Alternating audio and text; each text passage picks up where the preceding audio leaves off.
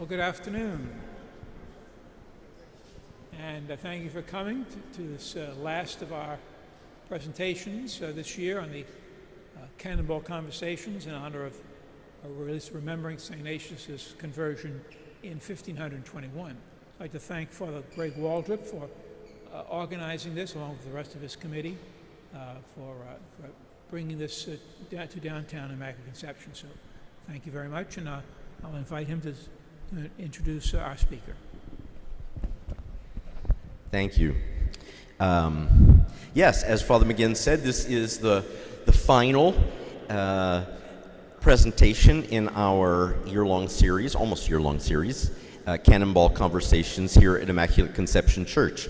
And also, as Father McGinn said, this is the series was organized as a program during this special International Ignatian Year, in which we are celebrating two historic anniversaries, both the conversion experience of St. Ignatius in 1521, and then his the 400th anniversary of his canonization in 1622. So we're delighted to wrap up our series with Dr. Reynold Verret, who is the president, second lay leader of Xavier University.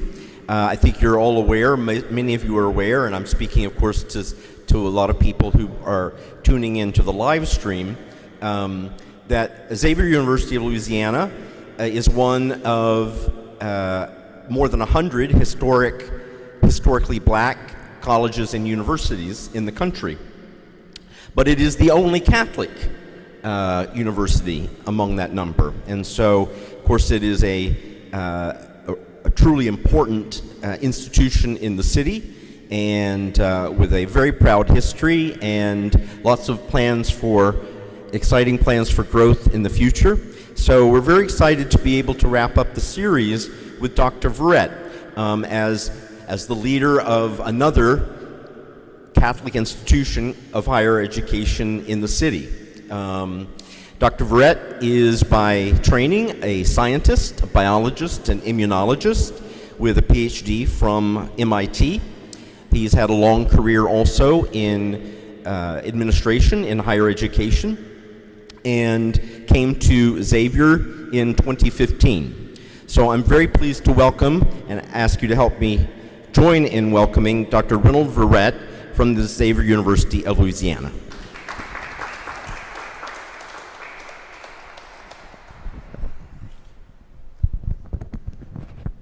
Good afternoon or good morning. It's good to be here with you, and you will not see me walking around much because I have a bum knee. But to begin with, if I might say something about myself, is that I came here as a refugee in the 1960s. And my connection with the Society of Jesus and the Jesuits is very close, because my family were received by the community of Jesuits at St. Ignatius in Brooklyn. And that community not only received my family, I also attended the Brooklyn Prep, which was probably as some Jesuits in New York would say, Jesuits' greatest mistake was closing that school. And I agree with them. But that receiving us in that community, and even rescuing my mother, who herself, as a political prisoner, suffered from what would today be called PTSD. And it was one Jesuit, Father Payon, who spoke Greek, Latin, German, taught German at the prep, who was a spiritual director, and who helped rescue her and bring her out of the darkness that she had been in. So in many ways, the Jesuits embraced my family in Brooklyn. My sisters, we grew up in this community. And one of the precious things about that community, and this something says special thing about the charism of Jesuits, was that this community embraced many people from many different places, because it says something about who the Jesuits were, what Ignatius expected and found in this company of men, this company, La Compañía in Spain. And if you think about the meaning of the name, why is Xavier University named after Xavier? And I've asked myself that question, and Mother Catherine Drexel never answered that question in a very direct way. But to me, I have my own answer to that. because the Jesuits were a missionary order. They were being sent. And Jesuits were sent to go do things in many parts of the world and become part of those people, not to just go and tell those people what they were. When a Jesuit was sent, when Francis Xavier was being sent to Spain, and other Jesuits afterwards were being sent from the mother community in Salamanca, what was happening was that they were sent with two words, because remember, there was no way of communicating back home. You never said, when I had a major thing to do, I was sent to the mother house and say, to the mothership and say, what should we do? This sense of discernment, which is part of Ignatian spirituality, of being able to understand what was the right way forward, el modo de proceder, was crucial to understanding what should I do in this situation and knowing from myself what is the right way forward. The Jesuits sent their brothers off with one small lesson. We send you off with our love and our prayers.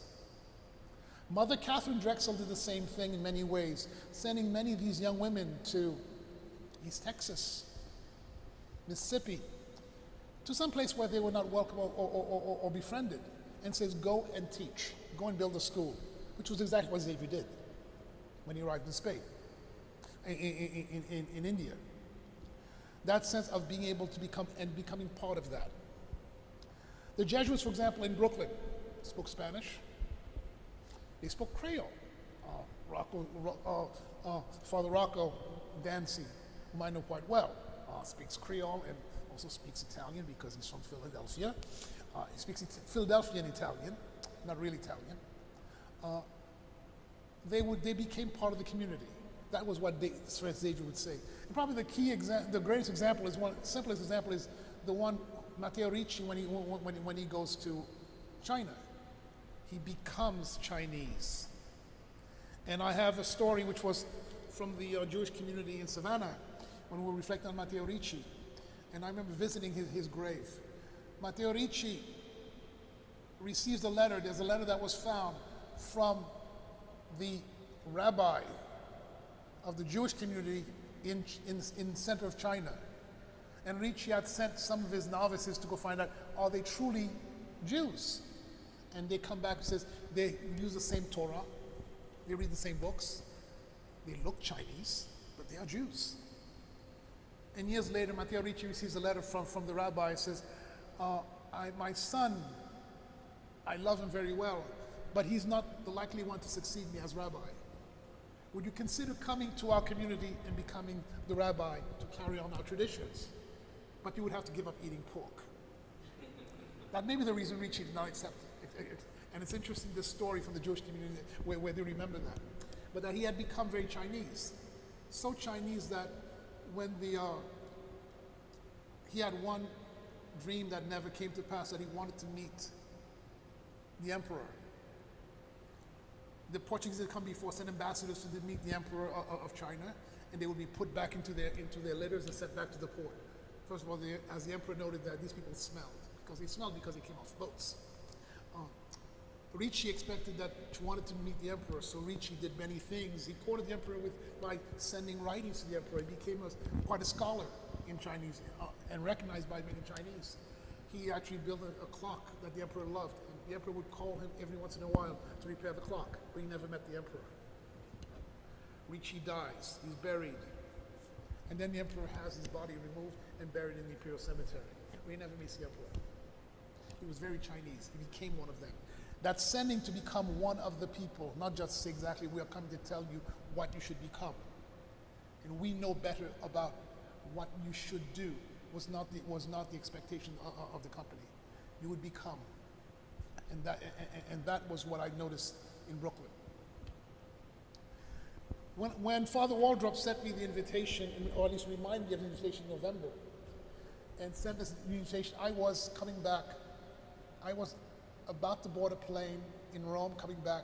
We had been there with a group of presidents of Catholic colleges to meet the Curia. And it allowed me to reflect on what I was going to say in coming back. And there were 3 experiences that I had in Rome, among others. There were some profound experiences that we had. And remember, we were coming back, I was coming back 2 days before Pentecost. Pentecost was the day that the Holy Father was announcing this reformation of the Curia, this reorganization of the Curia. So there was a lot of buzz in Rome about that. But three things occurred to me in Rome that were, to me, deeply spiritual and also from an intellectual point of view. One was being at the tomb of Peter, at Mass, the tomb of Peter. I always remember that the statue in Rome, you have probably a decent copy. That at the tomb of Peter, the profound reminder that the stories that were told by the early church before the Bible was written, the stories came to life and were shown to be true. For example, when you arrive, and that the stories mattered. In the tombs, in the catacombs, one of the oldest drawings, it's a graffiti of the Good Shepherd. This was before the Bible was written. There were no books of the Bible, but that the community of Christians these stories were very powerful. They carried and they kept retelling these stories. And the stories were manifest, for example, in the finding of the bones of Peter. It was remembered where and what happened. That was important. But the other thing that was very important to me was that several times it was repeated to me, and one time it was repeated to me, and I'm quoting this. In a conversation with these presidents, a bishop made a statement. He says, the Holy Father wants you to know that authority and responsibility in the church does not derive from ordination, but derives from baptism. Listen to that. The Holy Father wants you to know, he's speaking to a group of Christians, happen to be president, but just Christians. Americans, more or less. The Holy Father wants you to know that authority and responsibility in the church derives from baptism, not from ordination. That hit me.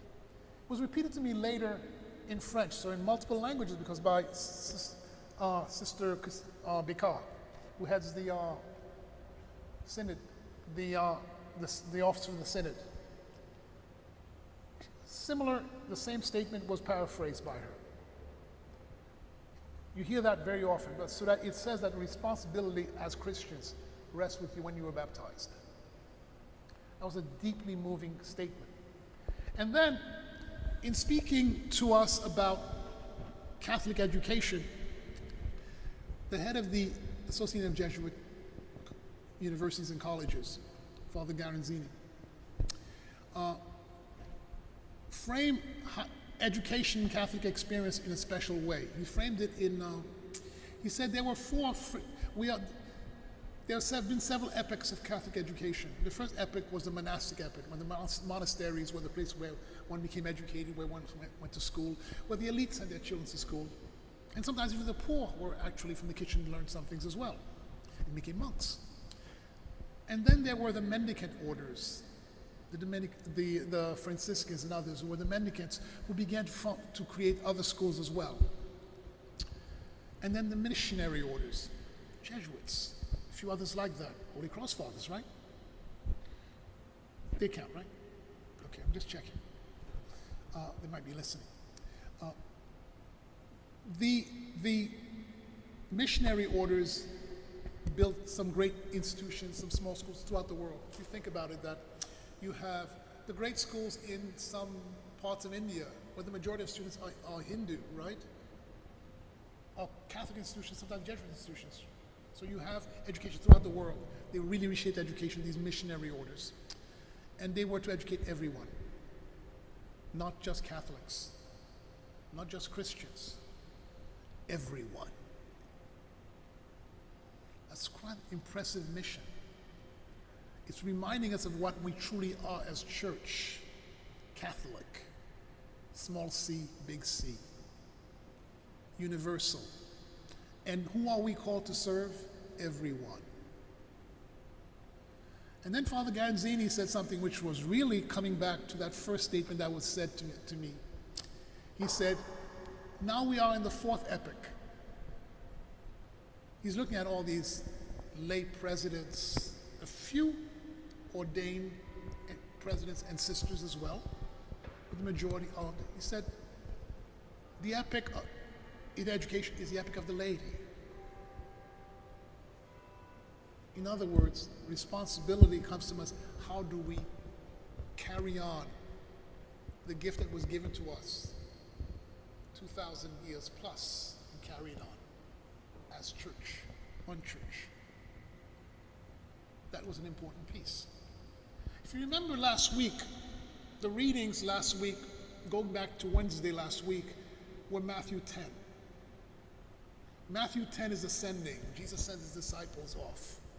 Sends them off and says, you go to places, they welcome you, take their peace, leave your peace with them, and stay there and be fed, be nourished, be taken care of by them. If they don't give you peace, shake the dust off your feet and go off. There was one interruption to that also, the reading in middle for the Sunday in between is Luke, I believe it's Luke 10. I'm not a bad Baptist.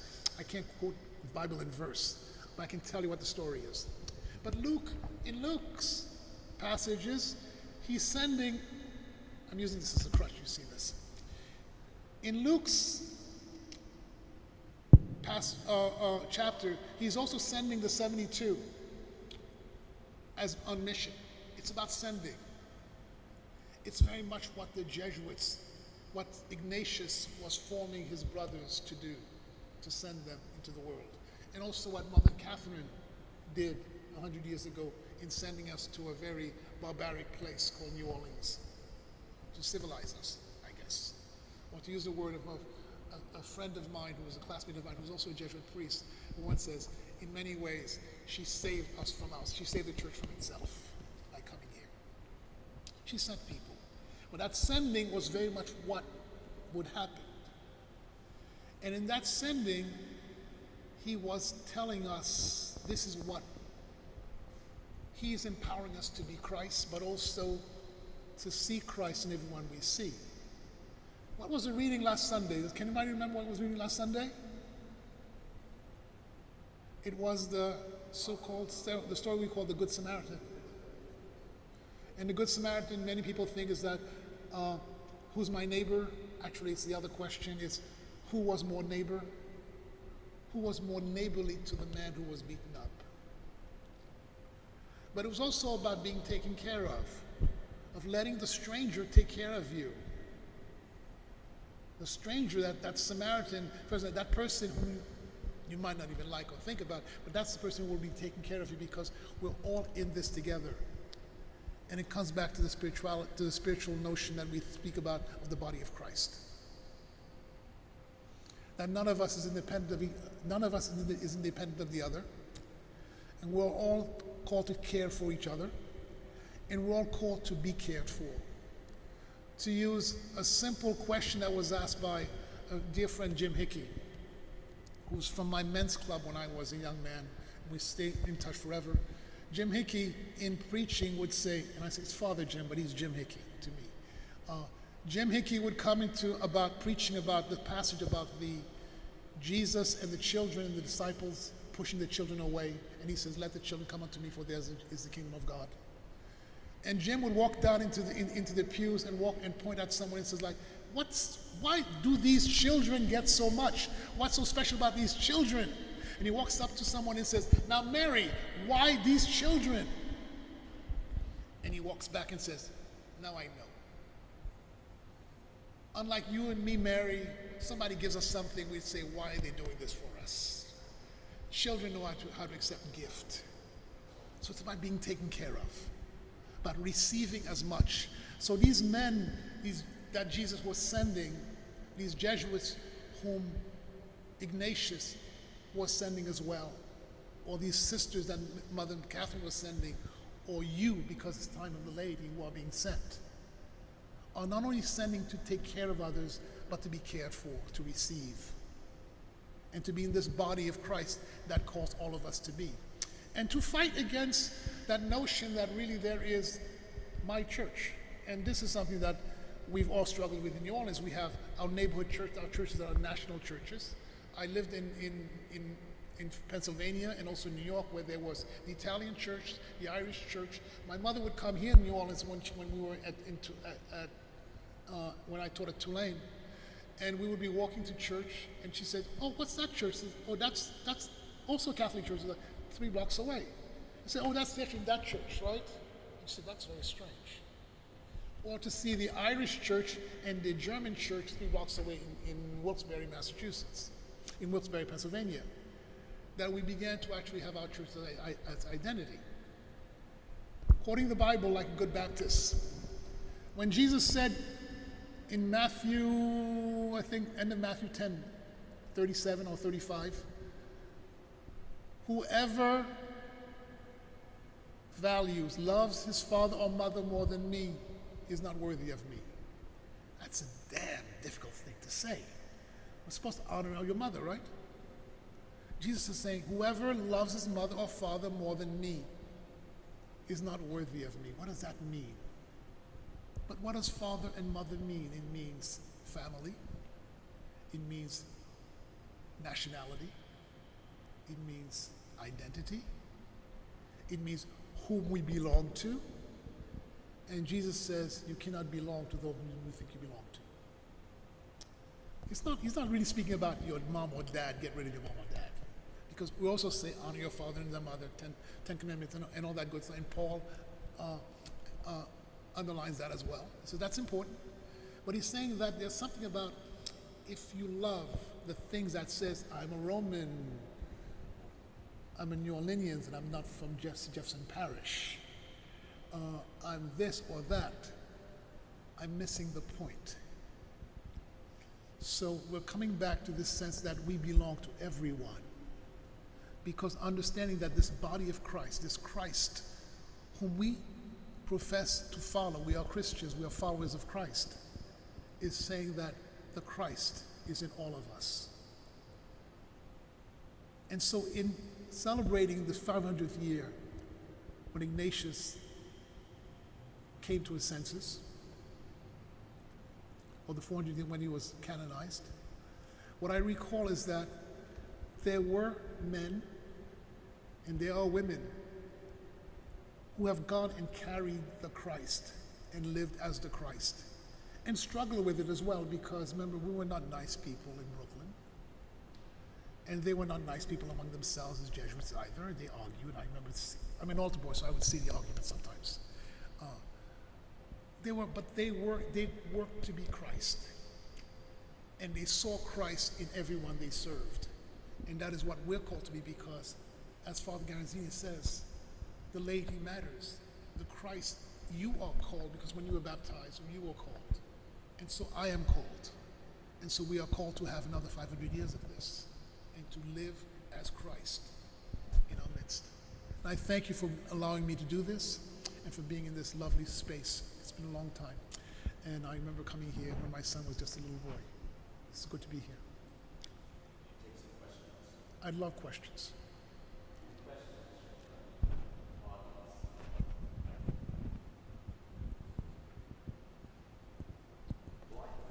Good. That was fascinating, and I've always wondered why Xavier University is named Xavier. I assume it's St. Francis Xavier. It is St. Xavier, and clearly he mattered to Mother Catherine. Yes. This is the Blessed Sacrament, yes. Was there any Jesuit connection there? Like, did they have a relation? Some religious orders have relations to terrorism. I do not think, and I would actually defer to one of my historians, Sister Mary Stackow. I do not believe so. I've not seen anything that says that basically that her mentors were Jesuits in Philadelphia, or as she was. Remember, she entered the Sisters of Mercy before founding her order. It was not Jesuit, but as the paragon of teachers who went off to teach and educate, and saw education as this vehicle to bring the gospel. St. Francis. He was an example. Oh, clearly, it mattered. It mattered to her. Is anything else that she found named Xavier? No, there are other schools called St. Michael's School. There are other schools, but not after School of St. Charles Borromeo in Harlem. many other saints. But this university she named Xavier, so I think it mattered to her.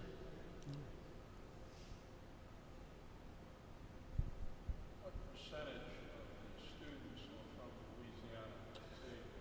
Louisiana? The percentage from Louisiana is probably somewhere in the mid-40s right now. 40? About 40% of our students are from Louisiana, and the region, and then the rest from 37, 38 other states. A good number from Texas, but also large from the Chicago metropolitan area, from the upper Northeast, from California. If you track the Great Migration, many of the path of the Great Migration follow where our students come from. Part of the reason was because historically, this is something that you may not know, when the School of Pharmacy, which is the oldest school of pharmacy in Louisiana, was founded, it was understood that students here could not black students could not be licensed in Louisiana to be pharmacists, or any of the old states of the Confederacy. I mean, those students understood that if they wanted to be employed, they would go to other places. So you have third or fourth generation enclaves of former Xavierites and former New Orleanians who are in cities like Chicago, and many third generations who are their grandparents were pharmacists in California as well, because they could not practice here. Would you like to speak a little bit on why Mateo was recalled? Why he was recalled?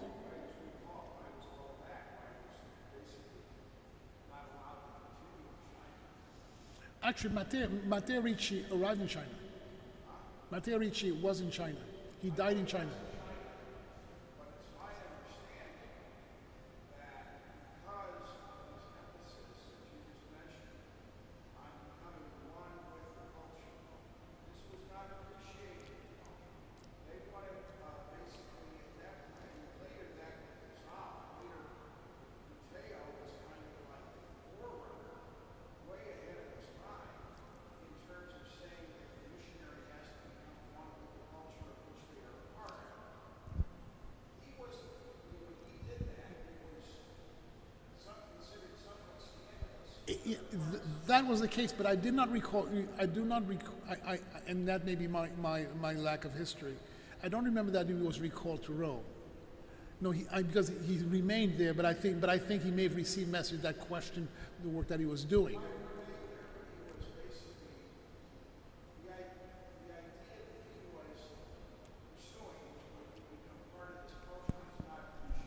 It was clearly was not appreciated, but also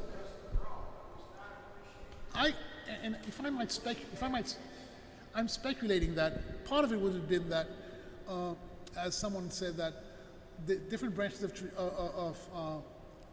of Christianity, between the Orthodox, the Roman Catholic, the Western Church, and Protestantism have different emphases: authority, tradition, and Scripture. If you think of the Protestant emphasis on Scripture, and authority was very much an important struggle within the Roman Church. But also something else is going on. It was also about the great powers in Europe, especially the Spaniards and the Portuguese, who were seeking hegemony in China, right? What he was doing was not fitting in their playbook. So it was problematic, because he was first of all, a society of the novices that he was educating in China were very Chinese, and he was not beholden to the Portuguese, who were an important power, who had tried to enter China several times and were rebuffed by the emperor. What I'm saying about the Jesuits, about Mateo in particular, is that he was so far ahead of his time that it took really the 20th century, pretty well into the 20th century, for virtually all Christian bodies, not just Roman Catholic, to adapt the idea that we are to become one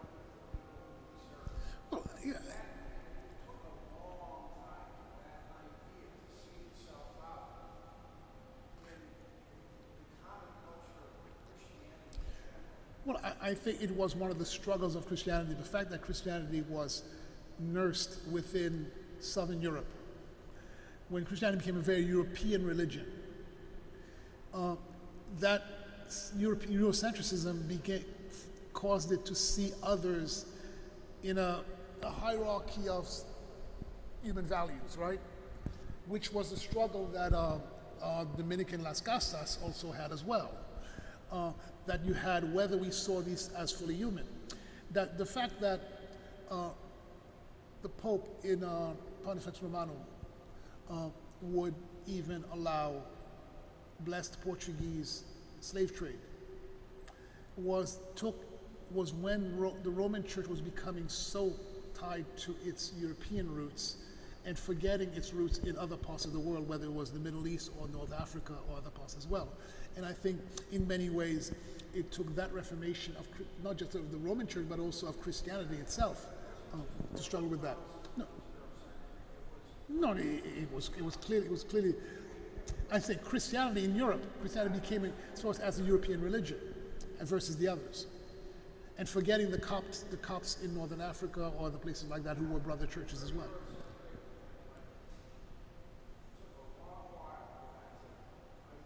Still working. We're still working it through. We're still working through it right now. So to ask you something about more recent history, and to get back to your idea about universality and serving all. Of course, one of the great distinctions for Xavier has been the acceptance rate into medical schools for African American students being the sort of leading pipeline into medical schools for African Americans around the country. And that, obviously, all of these students, they're not Catholic, and so you're serving them, and then they're serving even more widely. And so, kind of segueing from that, or maybe thinking about medical education in particular, and Xavier's role in it, and then this recent announcement of the desire to found a new medical school at Xavier itself. Well, let me first begin with the religious diversity and even the diversity at Xavier. That even in the early 1900s, Mother Catherine wrote a note to the sisters, reminding them that, remembering that the majority of their students would not be Catholic, because this was the South. The majority of black students would be Protestants. She says, our duty is to encourage their spiritual development, but not to proselytize them, in her own words. But Mother Catherine was ahead of her times in many ways, because also Xavier is the only school, the only Catholic higher education institution in which that was co-ed at the time. It was the only place where men and women could sit in classes together, because it took a special nudge, push, shove to the bishops that gave that permission, and it did not happen at any other school until after the World War.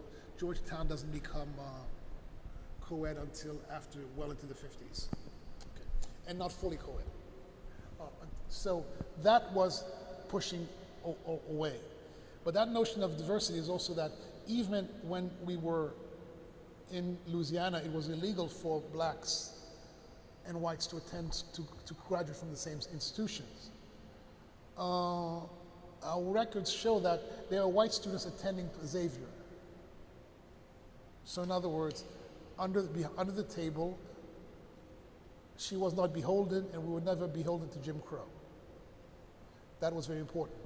But why a medical school that first of all, our accomplishment in educating students in medical school, to send them to medical school, has to be from intentionality 40, 50 years ago of saying that we actually bring students to the level that they need to be, not presuming that they all have had the education before that they deserved. And I use the word deserved because no child chooses his or her own school, at least not yet in the United States.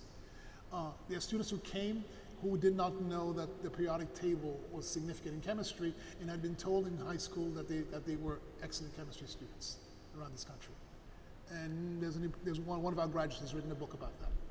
But then at Xavier, he was confronted with the fact that he did not know chemistry, and here's what you need to know. He's actually quite a prolific surgeon today.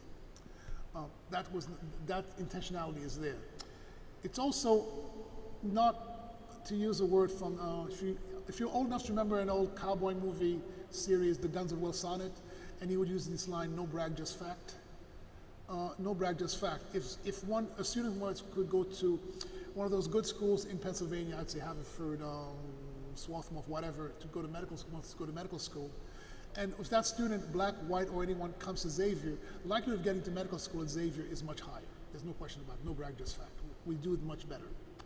That intentionality that we actually do not assume that any student doesn't have the ability because they came with a lower SAT or that the school that they came from was not the best prep school doesn't happen at Xavier. Now, the other reason why we do medical education, pre-medical education, we do science, we send students to grad school in the sciences at a very high rate. We do that quite well. But why medical school? For the last 50 years, we have been struggling to diversify medical practice in the United States. Medical schools have made real effort. We've seen incremental growth in the numbers of African American physicians, somewhere around 5% right now. But remember, African Americans are somewhere like 13, 14% of the population. So we've seen some slight growth. The argument that basically schools like Xavier could actually move the needle in diversity is important to us because we've been arguing that diversity and trust is an important part of the health disparities issue. Not that you have to have a doctor who looks exactly like you, but having the doctor in the clinics who are like you not only shapes the quality of care, but also the questions being asked. And I'll use a simple example. In my own case, many years ago as a research scientist at MIT, we needed to know if we had anyone in the lab who had a certain blood type, blood transplantation antigen in their white blood cells. So we needed a sample of those white blood cells in order to actually grow a certain culture. So what we had about 7 of us in the lab. We took bloods from everyone. We sent them to one of those very nice hospitals in Massachusetts. You can guess the name. To have them typed.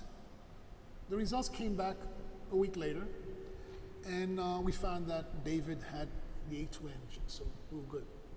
So I wanted to know what my haplotype was, so I asked to Eisen, I said, Herman, did they get my haplotype? I see others have their haplotype. I haven't seen my haplotype. He says, Herman said, he went through his desk, looking through the papers. He says, you're not here. So I'll call the hospital. He comes back to me a few hours later with a smirk and a smile and this kind of weird look on his face. He says, you know what they told me? They asked me, could he be African American? It's 1982. In other words, if I needed a kidney and they needed to match my kidney, that hospital, this very nice hospital in Massachusetts that publishes an important journal, did not have the reagents to type me in the new way. They would have to go the old way.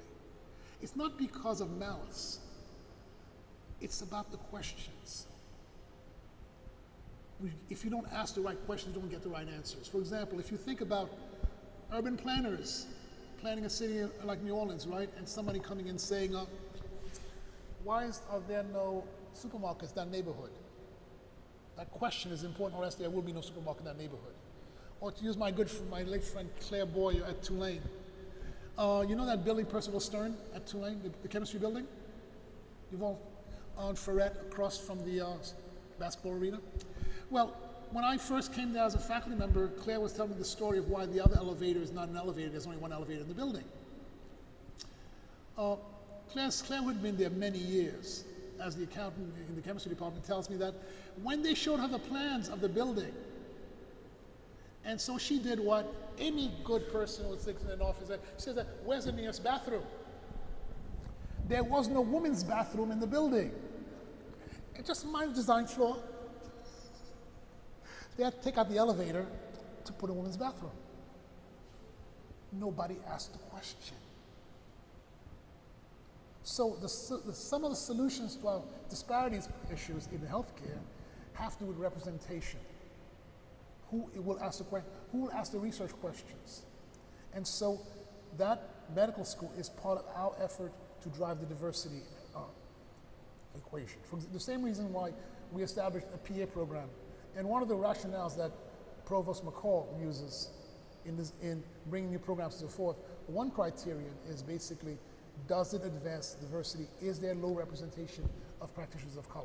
For example, in the PA field, the physician assistant arena, less than 3 to 4% of practitioners nationally are of color. In genomic counseling, if you think about that, we're moving on into a field where your genetics will be very important. We'll say you have this genome, let me give you advice on what you should do about it, right? It's not 1 to 2%.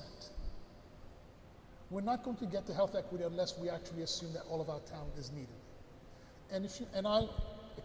So I think that is an important piece of advancing the quality of life, the quality of care, well-being in all dimensions is important. That's why the medical school is coming on board for us. And it's still a work in project. We're not there yet. Yes, ma'am.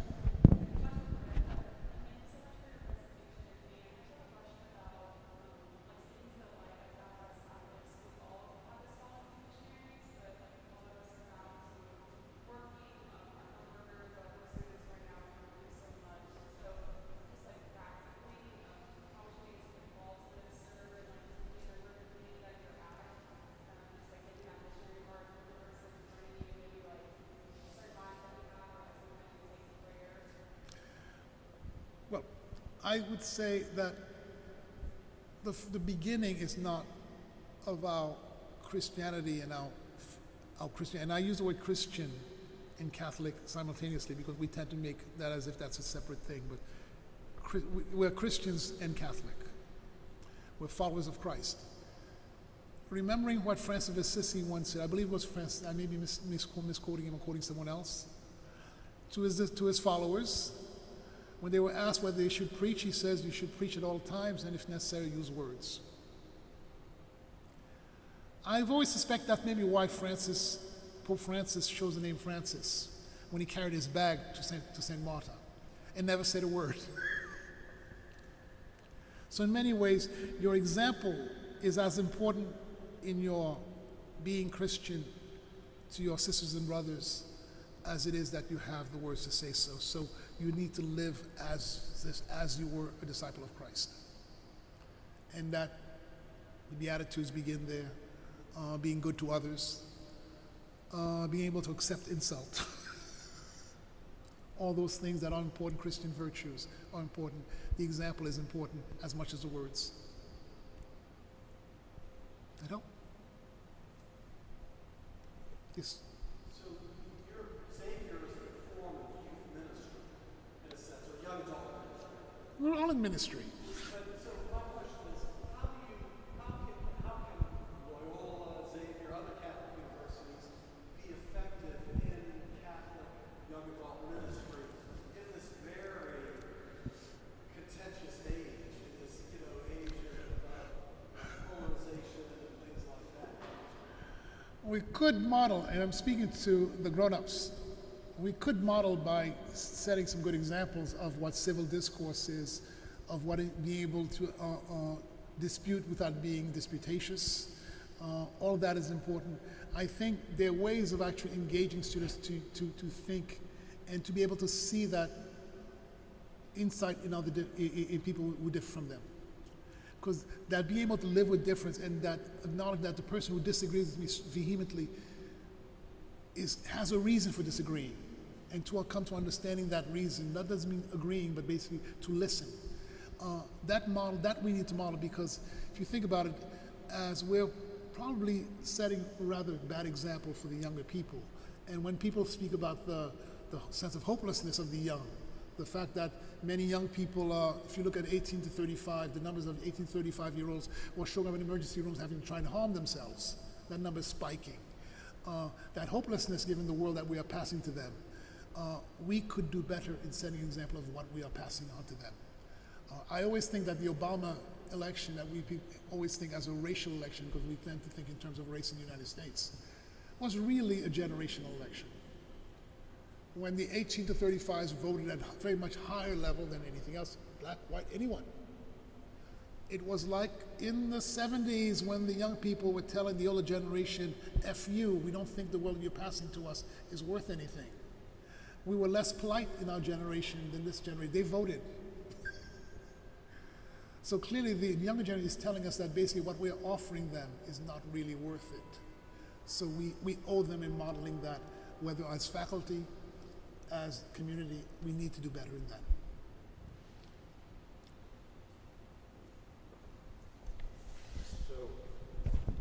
Please join me in thanking Dr. Verret for his presentation.